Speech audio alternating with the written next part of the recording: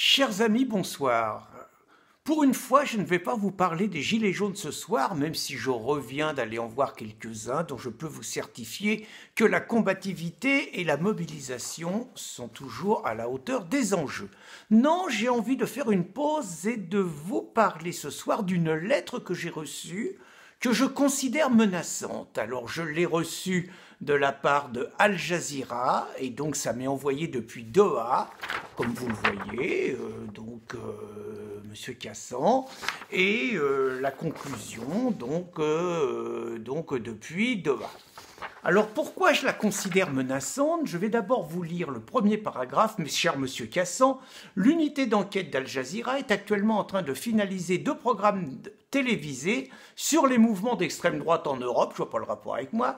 L'unité d'enquête fait partie de Al Jazeera Media Network, une chaîne internationale d'information qui diffuse ses émissions de par le monde entier, y compris en France. Alors il me raconte qu'une de leurs équipes a infiltré pendant 6 mois des militants de Génération Identitaire, qu'ils auraient la preuve des actions légales et illégales que cette association fomenterait, selon eux, qu'ils auraient la preuve des connivences entre Génération Identitaire, le Front National, le GUD, qui est devenu le Bastion Social.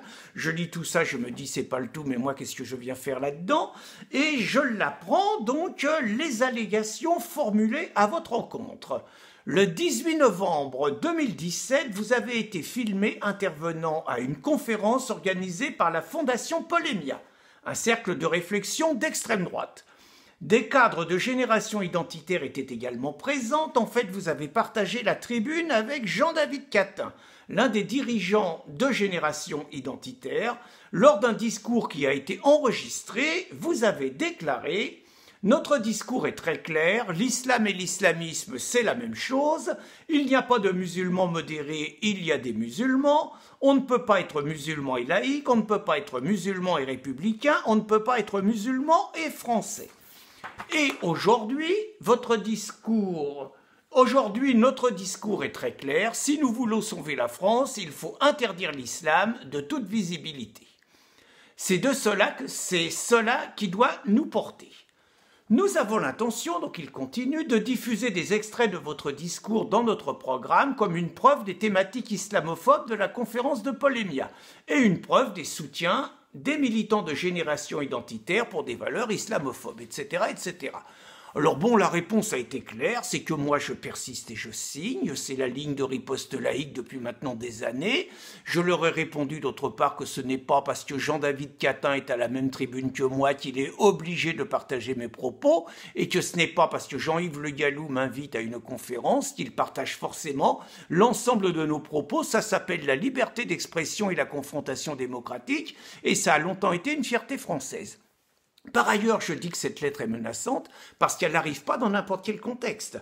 D'abord, elle me livre très clairement à tous les musulmans qui peuvent ne pas me vouloir du bien, mais ça, c'est pas l'essentiel. L'essentiel, c'est qu'on est dans un contexte où ce régime essaye, pour détourner le tir des islamistes qui sont quand même la principale menace, de nous faire le coup des menaces de l'ultra-droite. Je rappelle quand même qu'ils ont inventé un attentat complètement bidon contre Emmanuel Macron, qu'ils nous font régulièrement le coup des ultra-droites qui seraient prêts à passer à l'action et tout, et bien évidemment ce genre de reportage va diaboliser encore davantage la mouvance des résistants dans une période où Jean-Luc Mélenchon, par ailleurs, a déposé un projet de commission parlementaire pour lutter contre, certainement pas les islamistes, certainement pas tous les djihadistes qui reviennent de Syrie, pour lutter contre ce qu'il appelle son obsession, son fantasme d'une extrême droite qui est mythifié dans son esprit. Donc tout ça ne tombe pas au hasard.